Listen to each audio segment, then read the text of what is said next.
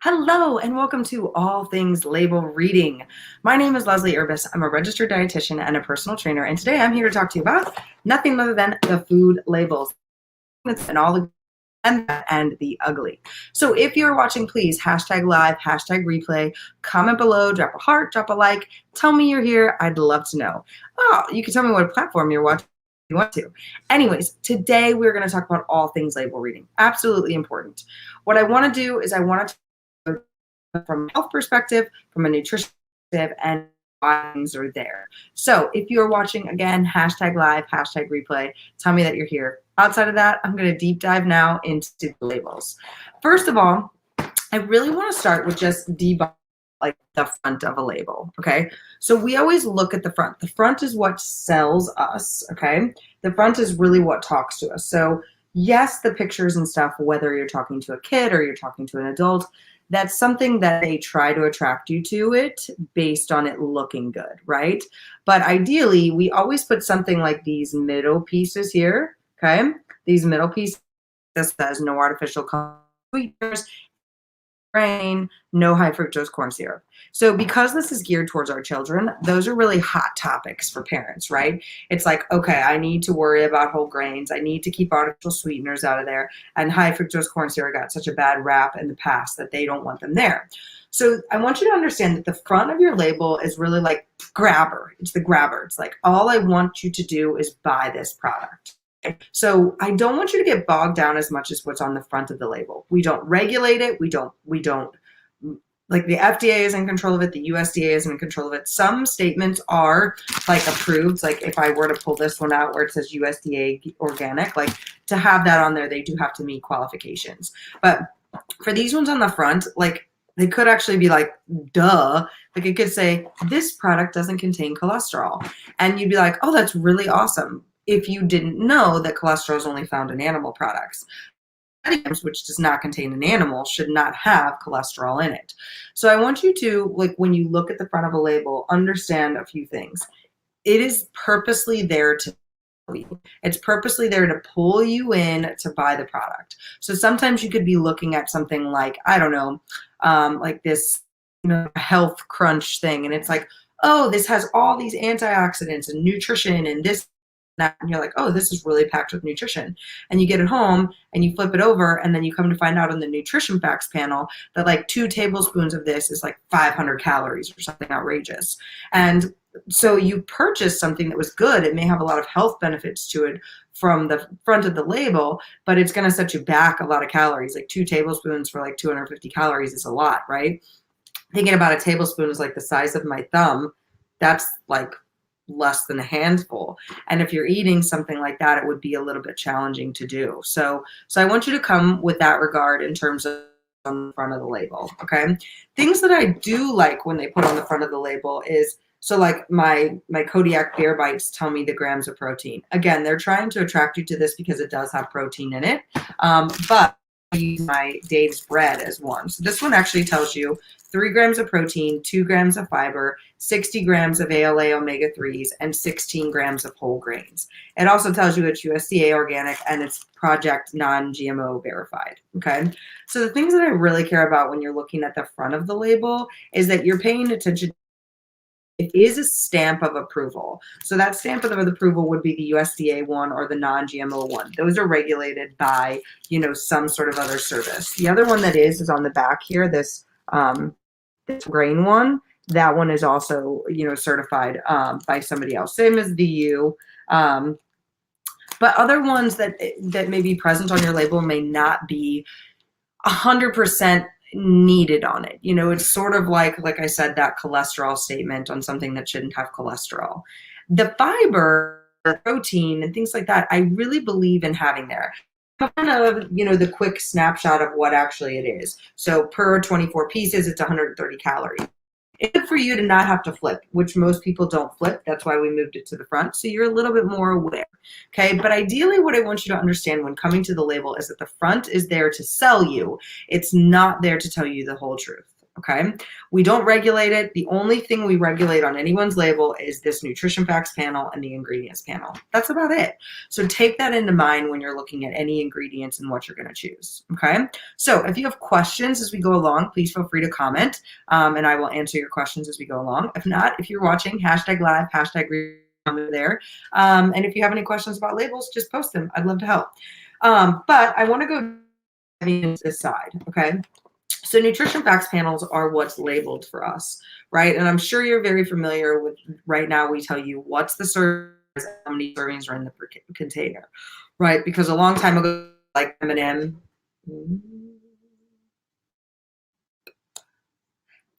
a long time ago, we'd buy like the M&M packet and we'd think that that was a serving, but there was actually 2 or 3 servings in there. Or like when we buy a bag of chips from the vending machine, we serving. When we eat an apple, we think it's 1 serving, whereas in all actuality, these things are actually 2 or 3 servings. We just think it is 1 serving because it's packaged as 1. Now, for our bigger products, we understand that there's a certain amount of servings in there and a certain amount of pieces or whatever that become that serving. So for my Teddy Grams over here, there's 24 pieces in a serving and there's 9 servings in the container. So if I were to eat this whole thing, I would be eating 9 servings of the Teddy Grams. So everything from calories down has to be times by 9 if I were to eat this whole thing. I would eat 130 calories times, which I can't really do in my head. 130 times 9 is 1,170. Whole box is worth 1,170 calories. Okay, so that would tell you how many are in there. And then I'd have to times everything else by 9 to get up to that amount. If I sat and ate the whole box of Teddy Grams in a day. If I didn't and I only ate the 24 pieces, I can go back to my nutrition facts panel. Sorry, I don't know why I'm yawning today. It's a little cloudy here. That's probably, but can't use that as an example. Anyways, so the next thing I really care that you really think about, okay, people always look at calories. Oh, it's only 130. That's good. Is 130 calories for 24 pieces good too? What I want you to think is, will it keep me full? Will it keep me satisfied? Is it meeting a nutritional need of mine? Or is it really just that you're paying attention to the calories because you hear that you should count calories? So you choose lower calorie foods just because you think then you get to eat more. Lower calorie foods don't automatically mean healthier for you. Sometimes they can mean more artificial sweeteners. They can mean more processed products. They can mean all of those things. So just because something is lower calorie does not make it healthier for you. And this is where people get tripped up because they automatically start thinking, oh, it's got less calories, so it has to be healthy for me. That's not entirely true. You could lose a lot of nutrition. You could lose a lot of nutrients. You could lose a lot of everything, right? I mean, we have brands out there that market themselves on having literally no calories in any of their products. That's great, but go to the nutrition facts and read the ingredients and tell me how many of those words you can read and know what they are, right? So that's part of the next deal is that when you're looking at those calories, I really want you to think 24 pieces for 130 calories. In my mind, it's actually pretty good because that means there's a little bit less than 10 calories per piece. It's actually pretty good. I mean, in thinking of a healthy snack and in terms of like these Teddy Grams could have more like 260. If I'm eating a bag of chips, I typically get about 9 to 13 chips for about 130 to 160 calories. So the Teddy Grams come out ahead. Now you may be thinking, yeah, well, the chips are bigger in portion. Yes, true. I understand that, but no one stops at 9 chips. So if you can literally stop yourself at 9 chips, I'll be proud of you. Tell me that you're always portion controlling below. I'd love to know in the comments if you portion control your chips. But it becomes a little bit more challenging. Most people, if they eat 24 of these, will feel the satisfaction. And if not, that's where I kind of direct them to the Bear Bite. While there's only 15 pieces for 120 calories, they have way more fiber and protein. So actually they don't have more fiber, they have way more protein. So these fill you up a little bit longer. So that would be the only benefit of this, but we'll kind of go into that in a second. I'm still using my Teddy Grams. From there, it's going to tell you total fat and all those things that are normally on there. Here's my big keys. It always says total fat, and then underneath it in bold letters, underneath it, it has 2 unbolded categories, okay? So if we checked that out, you'll see, you know, oh, I'm going the wrong way. Total fat and then the 2 unbolded categories. When it says total and then it has those that aren't bolded underneath it, that means they're a part of that total. So where it says 4 grams of fat, there's 0 saturated and 0 trans. So you're probably like, well, where are the calories coming from then? Or where are the fat coming from? It's coming from the other 2 types of fat. So we have 4 types of fat: monounsaturated, polyunsaturated, saturated, and trans. So the two that are good for us are the ones that aren't labeled, the mono and the polyunsaturated. So the mono and the polyunsaturated, which are really good for us, that aren't labeled, would be where these other four are coming from. Now you may ask yourself, well, why are they not on the label? Because we don't force them to. This is mandated by the government, what gets put on there. Before, it used to just be total fat and saturated fat. When we realized how bad trans fat was for us, we demanded that it become a part of the label. So that's why trans fat was added. That was like back in 2000 and I want to say 6 or 7, because I was when it happened. Yeah, from there you'll see cholesterol, sodium. Those don't have anything bolded underneath them because that's just cholesterol or sodium. So many people get bogged down in the sodium content. I really only have people focus on sodium if they have high blood pressure or have like high retention of salt. Cholesterol, same thing. I don't have you focus on that one so much anymore. Total carbohydrates becomes again with that bolded category. So carbs, and then it says fiber, total sugars, and now we have the added sugars underneath. Okay, so total carbs is 22, total dietary fiber is 1, total sugars is 7, and of those 7 sugars, 7 are added. The added sugars is where we get to the bad sugar, right? Everybody's bad for you, but the sugar in fruit isn't bad for you. Just like the sugar in this could potentially be not bad for you, but it is all added sugars. Added sugars is where we're seeing a lot of our health effects come from, is the sugar we add to our food, not the sugar that naturally occurs. So what I like for people to focus on is that each food that they have that has added sugars has less than 10 grams of added sugar for the serving. So these Teddy Grahams with 7 grams of added sugar would be completely okay. Okay. For my Bear Bites over here, the total sugars are 8 and it includes 7 added sugars. So it's similar. There's just 1 more gram of sugar, which much sugar probably tells me there's some sort of like, I would assume honey, but it doesn't look like there's honey in there. It looks like cane sugar might be what it is. No, it shouldn't be. Oh, there is dried honey. I was like, it had to be honey because it's natural. Anyways, I was like, I'm losing my mind. I know this. Anyways, playing around. And then the other thing that they put on here is the vitamin D, calcium, iron, and potassium. Those are just things that we mandate. We force every company to put every little vitamin or mineral on there. Now, some will, like if you'll see on my bread, it only have the vitamin D, calcium, iron, and potassium. Some companies will put, like cereal puts on all of them because they're fortifying the cereal with all the vitamins and minerals. So that's why you see the vitamin and minerals change. So something that has a ton of vitamin and minerals, you see that. Now, if you think about it in terms of like your fruits and vegetables, like those have a ton of vitamins and minerals, right? But we don't have nutrition facts labels. So to really get to know your fruit a little bit more, you have to do the work and look up like what vitamins are in this food. Like most of us know that there's a high amount of vitamin C in oranges, right? We've heard that. We've all heard that one. But what's really in your kiwi? What's really in your banana? And what's really in your, broccoli and cauliflower and carrots and all that good stuff? We hear health benefits for them, but for you to know that, you have to go do that research because we just don't have that on the label. Whereas these labels do. That food gets to be a little bit confusing, right? Well, so are you telling me the Teddy Grahams are good for me, Leslie? Or are you telling me they're bad for me? Are you telling me the Bear Bites are good for me? Or are you telling me they're bad for me? We'll kind of get there in a second. But the other really I want you to know is the ingredients. Now, most people know that the first ingredient is the one that is the most prevalent in the product, right? My biggest thing for you is, if you're choosing a product and you're choosing it based on a low calorie reason, you're going to get more into that, like, I don't know what any of these ingredients are on the label potentially, unless you're looking at just a fruit or a vegetable. If you're looking at something like this bread, it's going to have a amount of things in it because it has to remain shelf stable. So what I mean by that is that we don't make our own bread. So if we're not making our own bread, we need the bread to travel from where it is to us, stay on the shelf until we get it. So we have to add a few more products to make it more shelf stable. That's why a lot of people like to do more like farm to table and get from local, because it can have less ingredients, because it's less transit time for you to where you get it. Okay. So before we go into are any of these good or bad or any of that kind of stuff, I want you to really think about why you're reading the label. Okay. Are you reading the label because, one, you want to control calories? Because if so, your biggest takeaway is going to be how much you get for the calories and determine if that's right for you. Okay. If you're doing a health perspective, I want you to think when you read the ingredients facts panel, you better be able to read every single word and not stumble. So like this one is graham flour, enriched unbleached flour, talks about the vitamins they add, sugar, canola oil, dextrose, honey, calcium carbonate, maltodextrin, baking soda, salt, soy lecithin, and natural flavor. Would you know what those are? Could you say them all yourself?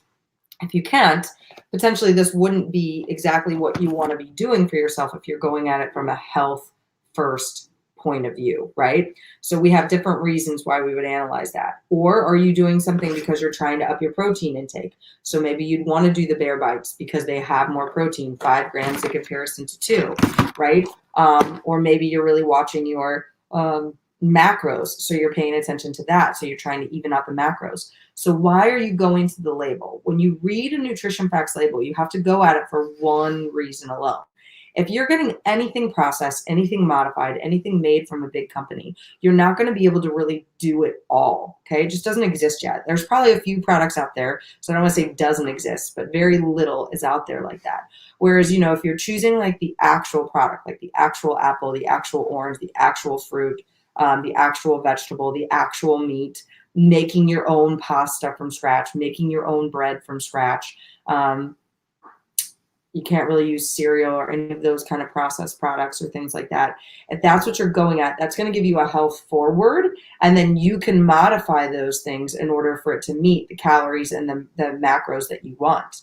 I work with clients to do that. I really help to get into that if that's something that somebody wants to do. But at the same time, the focus really just is, when you think about things, is why are you going to the label? So what I really wanted to get out of this is not just like, okay, all right, so now I understand how to read a little bit more, but there's 3 main takeaways I want you to understand. 1, the front of the box is there to sell you. You've probably heard it a million times, but that's literally its purpose. So don't just buy into every health thing that it tells you on the front. Yes, it's probably 90% of the time 100% correct. Like, they're not going to mislabel their product, because if so, they could get pulled off the shelf, right? So I should even say 99.99, in case it was like a typo. So that's part 1. The second thing is why are you reading the nutrition facts label? Are you trying to save on calories? Are you trying to be healthier? Are you trying to live a healthier life? Because that will bring you to the label for a different reason, and you're going to have to come from a different analyzation, like I've mentioned. Okay, are we looking at calories? Are we looking at ingredients? Are we looking at portion size? Are we looking at the macronutrient content of it? Are we looking at the sugar content of it, right? A diabetic going to look at the label is going to read it differently than somebody that has high cholesterol, than somebody that has a weight loss problem. And then when you have all those things compounding, how do you put them all together to solve the problem, right? So that's ideally what we try to get into when we talk about those things, okay? Last but not least, the other main key takeaway that I really want you to have here is that you deserve to eat how you want to eat, okay? So I came with this in wanting to give you the knowledge that it will take you to be successful. I understand that nutrition is very complex. We make it seem so simple. Follow Weight Watchers, follow keto, do this. But the real question is, do you know what those things are doing in detriment to your health just to get to a healthy weight? Now, I get you. There's a means to an end in every purpose. But I really want you to think to yourself, like, is your life worth living and knowing the answers that are best for you to give you peace of mind, right? Like, do you really want to bang your head up against a wall every single day to get the same perpetual result, right? I don't think anybody does. That's the definition of insanity, right? You don't want to keep repeating the same steps you did before. You want to change it up. So I encourage you to really look at your labels and really think about what it is that you're doing. If you have questions, please come back to this live and comment below, and I will gladly answer any of your questions. If you watched all the way through, please drop a heart, drop a like, drop a comment. Tell me if there's any other areas of confusion or some clarity you'd like to have, and then go figure out why you want to label read. As always, what I like to leave everybody with is I'd love for you to do a brainstorm call with me. This is your way of identifying, where do you need to start? Where have you missed the mark? Because the idea here is that I'm here to help you live the healthiest, fittest, happiest, market in hand life. So if you haven't booked that call already, please feel free to. If you don't have the link, just comment below and I will gladly send that to you, and I'll typically post it right below this in the notes afterwards. All right, I think that is it for now. I hope you guys have a fit and fabulous day. Oh, I didn't tell you if you should eat them or not. Almost forgot. See, if you stayed to the end, you get that. Okay, Would I eat the Teddy Grahams? I'm going to answer yes. Why? They're 100% whole grain. They're 0.5% whole grain. The added sugars is low, and the amount of calories per that is okay. So this to me is like a healthy takeaway, unhealthy snack for my kids, right? Would I eat this bread? 100%. This bread is actually very good in terms of like a macronutrient count. It's low in carbs. It's got a decent amount of protein. It's got a great amount of fiber. And then it does have the benefits of the omega-3s on it as well. And it's 100% whole grain. So I would eat the bread as well. Would I eat the Kodiak Bear Bites? 100%. It just depends. Like my kids are typically snacking on this when I snack on this, or vice versa. They do like both as much as I do, but I do this one because most of us in the United States, potentially in other countries too, don't consume enough protein potentially. We're more of a carb, fat-based country. And because of that and the way we live our life now, that does set us up for a little bit more of obesity. And all those things can be talked about on that brainstorm call. So that solves the problem. I would eat all three, which is why they're in my house. I hope you have a fit and fabulous day. If you want me to analyze any label for you, please feel free. Drop it below. I'd love to help you out. Outside of that, if you watch this, click like, love, whatever. Subscribe if you're watching this on YouTube. If you're not already subscribed to my YouTube, you should go there and subscribe. Outside of that, you guys have a good rest of your day. Happy Friday. See you later.